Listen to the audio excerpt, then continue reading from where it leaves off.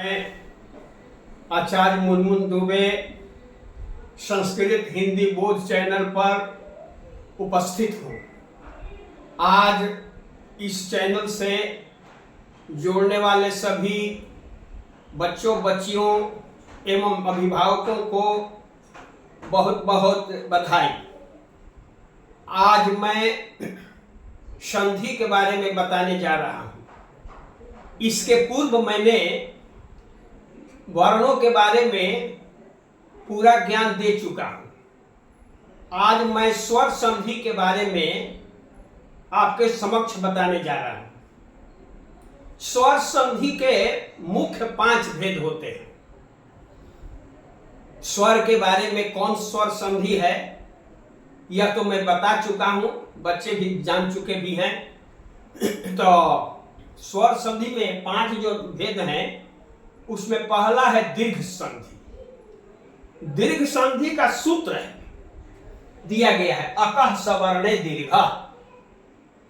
अकः सवर्णे दीर्घ दीर्घ संधि पहला है। गुण संधि है, वृद्धि संधि है, यण संधि है, अयादि संधि है। ये 5 मुख्य संधियां हैं।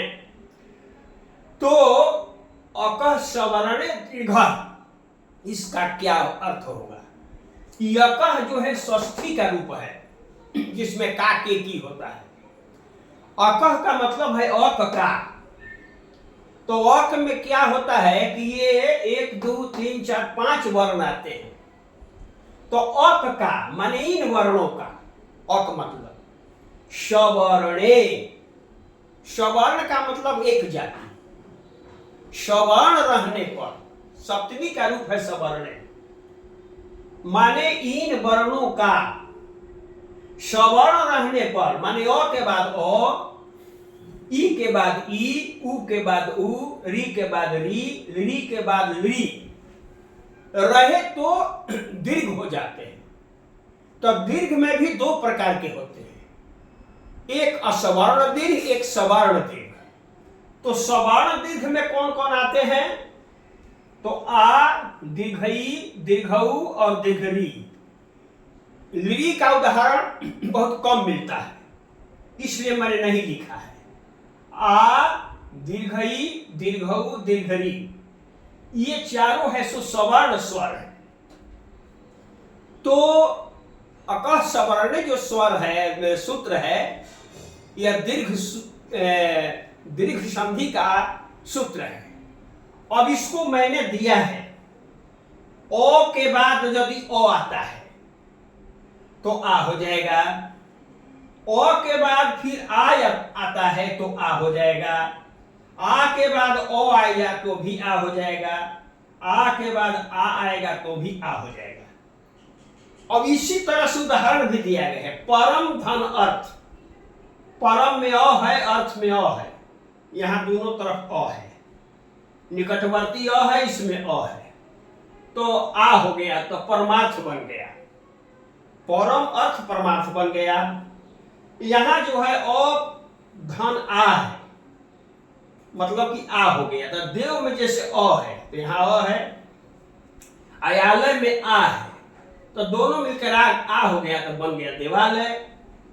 फिर यहां अ धन अ है, इससे भी आ होता है जो महाधन अर्घ महार्घ। तो इसमें आ है, इसमें अ है तो महार।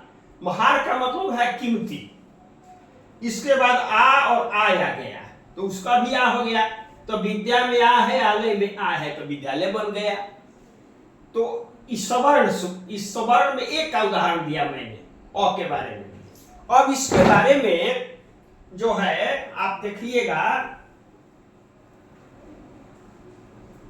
जैसे ई है यहां मैंने लिखा है हर्षई प्लस हर्षई बराबर हर्ष दीर्घई। तो जैसे है आपको रवि, यहां रवि लिख दिया मैंने और यहां लिख दिया इंद्र। इंद्र लिख दिया, रवि और इंद्र लिख दिया। रवि में हर्षिकार है, इंद्र में भी हर्षिकार है तो बन गया रविंद्र। रविंद्र बन गया, दीर्घिकार हो गया। ई के बाद ही है तो दीर्घ ही बन गया। अब है तो जैसे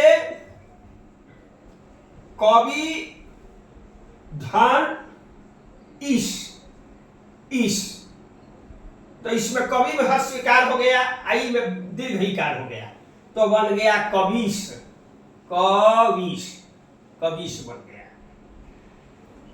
फिर है दीर्घाई प्लस हर्षाई, दीर्घाई प्लस हर्षाई।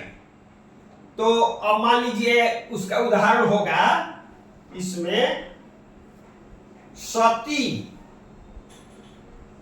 सती धन इंद्र, सती धन इंद्र, तो इसमें दीर्घ हो गया, इसमें हर्ष होता है, सतीन्द्र बन गया, सतीन्द्र। फिर है दीर्घ धन दीर्घ, दीर्घ धन अब दीर्घ है, तो इसमें जैसे है सती धन ईश बराबर सतीश,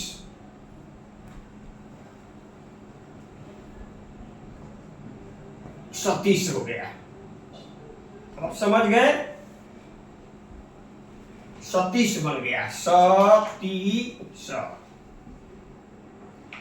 इसमें देख रहे हैं इसमें हर्ष विकार है, इसमें हर्ष विकार तो दीर्घकार हो गया, इसमें हर्ष विकार है या दीर्घिकार है तो दीर्घिकार हो गया, इसमें दीर्घिकार है हर्ष विकार है तो दीर्घिकार बन गया, इसमें दीर्घिकार है हर्ष विकार है, दीर्घिकार है तो दीर्घिकार बन गया। अब ऊ का उदाहरण है, जैसे ऊ धन ऊ, तो ऊ में जैसे लघु धन, इस पर हम आगे लिख देते हैं, थोड़ा सा बच्चों को समझ में आएगी बात, तो यही लिख देते हैं। जैसे ऊ धन ऊ है तो लघु है, तो लघु धन उदय, तो लघु हो गया, मान लीजिए यहां लघु, लघु धन उदय, तो दोनों हर्षुकार हो गया, तो बन गया लघुदय। फिर है हर्ष धन उ, हर्ष उ धनु, तो मान लीजिए है आपको लघु धन उर्मी, उर्मी, तो हो गया लघुर्मी, लघुर्मी। लघुर्मी का मतलब होता है छोटी लहर। आए का है दीर्घ दीर्घ, यहां हम लिख देते हैं दीर्घ प्लस दीर्घ बराबर दीर्घ, तो हो गया इसको आपको मधु, मधु लघु दीर्घौ, ओ दीर्घौ प्लस दीर्घौ है तो बधु लिखेंगे, बधु धन उत्सव, बधुत्सव, बधु उत्सव, ये हो गया उदाहरण। चाहे और भी उदाहरण बहुत से हैं, तो आपको बच्चे जरूर अवश्य इसको समझ गए होंगे। जहां तक मैं समझता हूं कि 2-4 उदाहरण भी जान लेंगे तो काफी है। तो इसके बाद आगे मैं कल इसके बारे में और मैं बताऊंगा। आप इसे आप कमेंट्स में भी दे सकते हैं, पूछ सकते हैं, और आप शेयर करेंगे, सब्सक्राइब करेंगे, लाइक करेंगे। बहुत बहुत धन्यवाद।